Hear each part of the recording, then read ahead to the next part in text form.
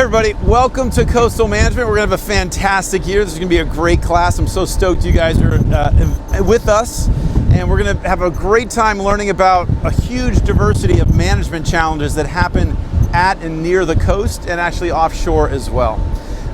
Many themes are going to be going throughout this class, but one of the key ones is, as with most of our management issues, trade-offs. How do we balance the upsides with the downsides? There are very rarely perfect solutions. There are very rarely horrible, evil, pure, horrible solutions. Really, most things are in a gray area. There's some good, there's some bad, and our challenge is to maximize the good, minimize the downsides, and minimize the trade-offs. Now, as we look at these crazy coasts, and we're going to start with an examination of the overall physical and abiotic biological landscapes of the coastal zone. And then we're going to spend a lot of time talking about human environmental dynamics in the coastal zone. We're going to talk about interdisciplinary management frameworks. And we're going to also spend a good amount of time talking about case-based learning from both global examples, like here up in the Pacific Northwest, as well as local examples in Southern California. Throughout, we'll be talking about ecology, we'll be talking about policy, economic impacts, equity issues, and in general, how resilient the coastal zone can be when properly managed. And we are going to be using both scientific and traditional indigenous understandings and appreciations of local coastlines and the perspective from across the world. Right here, we're in the Inside Passage, which is a really cool place. This is this chunk of this waterway that's surrounded by all these islands and these crazy cool archipelagos and things that runs roughly from Seattle in Washington State to Skagway in Alaska. And it's about this passage, which is pretty narrow, much more narrow than our Santa Barbara Channel. It's pretty narrow. It's about roughly 1,600 kilometers or 1,000 miles. It includes a whole variety of landscapes, as you can see, very dynamic, forested, kelp forests, terrestrial forests, all kinds of good stuff. And it also, importantly, in the context of our class, it traverses 3 different political jurisdictions. It traverses the state of Washington, Canada, in British Columbia, and then again at the end, it's in Alaska. And this area that we're going through, this inland passage, is a bit longer than our California coastline. Our California coastline is about 1,350 in terms of kilometers, or we might call about 840 odd miles. That is using just the gross, like draw a line on a map kind of thing. This illustrates really well, all coastlines illustrate this, but in particular this passage here really illustrates the so-called coastline paradox, where the measured length increases with scale and shoreline complexity. So right here, while that initial length that I quoted you for the California coast, which was about 840 odd miles versus the 1,000 odd miles here, once we start talking about all of the complexity of the coastline, once we actually measure all the shoreline, actually measure the beaches and go up and down in every single nook and cranny, roughly 1,600 kilometer area here in the Inland Passage actually jumps up to somewhere between 72,000 and 75,000 kilometers of shoreline. So much more linear contact land versus water than you would think if you just drew a line on it. So that really illustrates, and the same thing happens in California. So our if you did the same for us, instead of just having about 1,000 odd kilometers, it's actually about 5,500 kilometers of actual shoreline in California. So and throughout this area, as we get more and more complex, we see more and more things. We see more and more interactions of species. We see more and more interactions of humans. We see more and more management challenges as we look at these ever finer and finer scales of the coastal zone. So that's a key part of coastal marine management right there. And there's also many other dimensions we can talk about. Tourism in the coastal zone is also a huge issue. illustrating a lot of the overlapping conflicts and the challenges that we see in other areas. So in this particular location, we're recording this on a cruise ship. This cruise ship is going through this passage. The tourists like to see big, tall trees.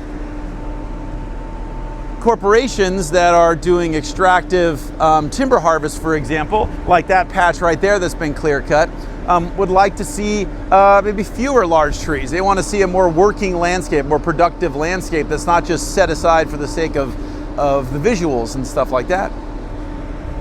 So lots of challenges. In the case of tourism, many of our small island nations, many of our coastal communities, especially distanced from traditional population centers, have turned to tourism as a way to make money. And in fact, many of them have their main coastal income from tourism. That is a blessing and a curse. In the case of this cruise ship we see, this is a relatively small cruise ship, so there's on the order of about 1,000 to 1,500 tourists on this vessel. Other ones are many, many thousands of passengers. And so that brings money to these communities, but it also doesn't bring money to everybody. You have to talk about how we're going to distribute those resources. It also means there's pollution and downsides that comes with a lot of visitors to your particular area, be it a manta ray, a tourism operation on the Big Island of Hawaii, whale watching off of Monterey, or Alaskan tourism in the cruise ship industry. And so things like pollution, emissions, all kinds of issues, and then also unintentional releases of materials like plastics and other things. Tourism, a huge part of coastal management, and we have a lot of great examples about what to do. We also have several examples of how to not do this type of stuff.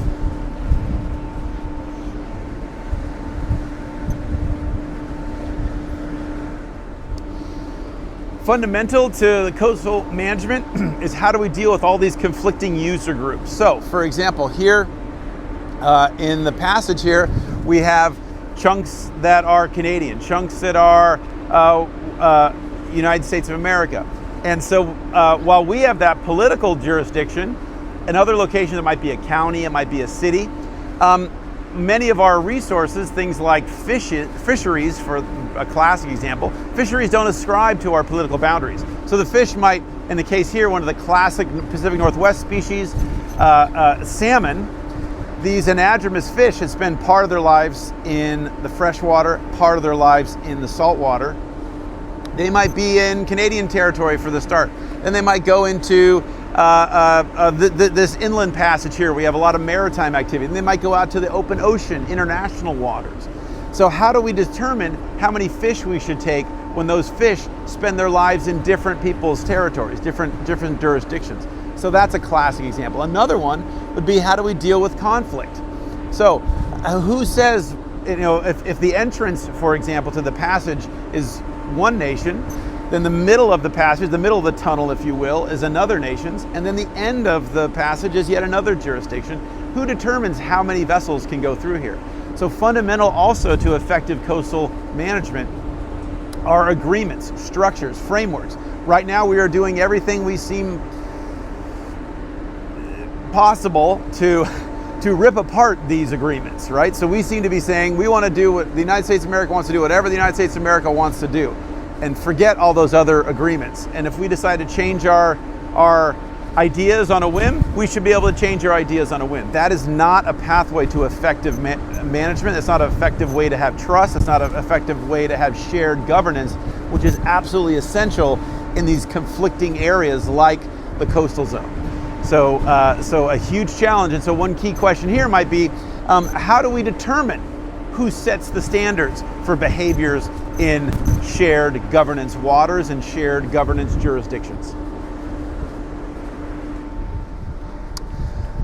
One key management theme we're going to see over and over again has been over-extraction and modification of these coastal systems. And so right here we can look and we can see some of the clearing of trees, which is a visual representation of over-harvesting. But we've seen over-harvesting with fish stocks, all kinds of coastal resources.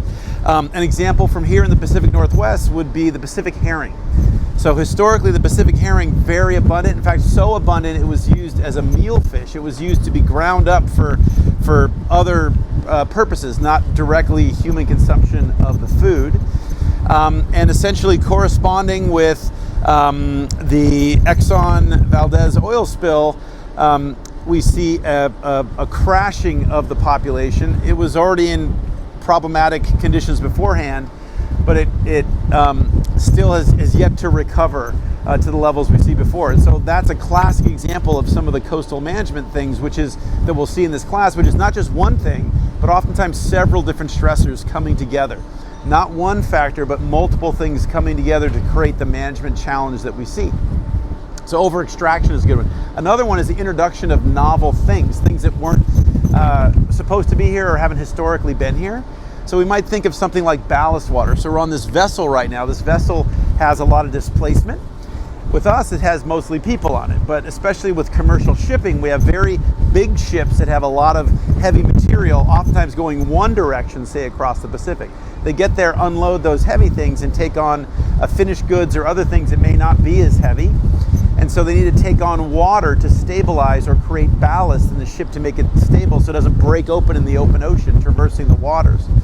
And then when it gets to that harbor, that new location, it discharges that ballast water, that weight management water, and with it, a lot of plankton, a lot of zooplankton, a lot of propagules. And over time, we've seen, especially in areas with a lot of commercial activity, a lot of shipping activity, the introduction of non-native species. But it's not just the introduction of jellyfish and seaweeds and stuff like that. We're also seeing greater and greater spread of disease organisms. And so some of that is introduction of disease organisms. In other cases, what we're seeing is changed environmental conditions that make it more likely for diseases to spread, either from one organism to another, so zoonotic diseases, or just things that were there in the background but have been allowed to flourish. And so that's, again, both because we're moving things around in the coastal zone and across the world's oceans, but it's also because of climate change. So of course, climate change also is another theme we'll see in our class, not just in the case of changing disease patterns, but in changing storm frequency, changing weather patterns, both in the atmosphere as well as in the ocean. And then rising sea levels, the classic thing, sea level rise. And so when we look to the coastline here, we see a really clear trees down to the shoreline. So trees are down to either the water line or to the cliff line. And so very sensitive to rises in sea level.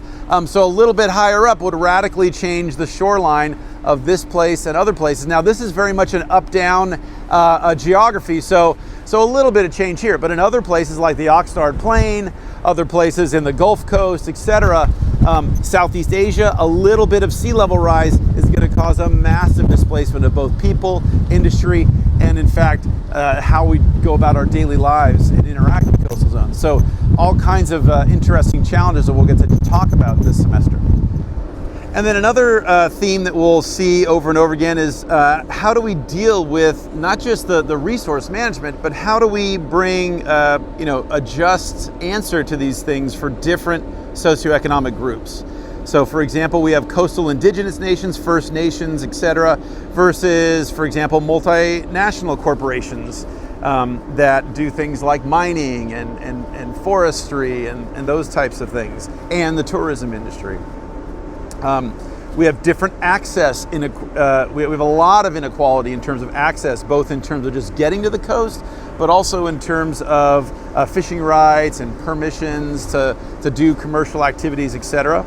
The cost of living is a huge issue in the coastal zone, and infrastructure disparities, particularly in rural versus urban areas, are huge. So another key question that we'll be, touching on throughout the semester is how do we balance the livelihoods of people that live in and around the coastal zone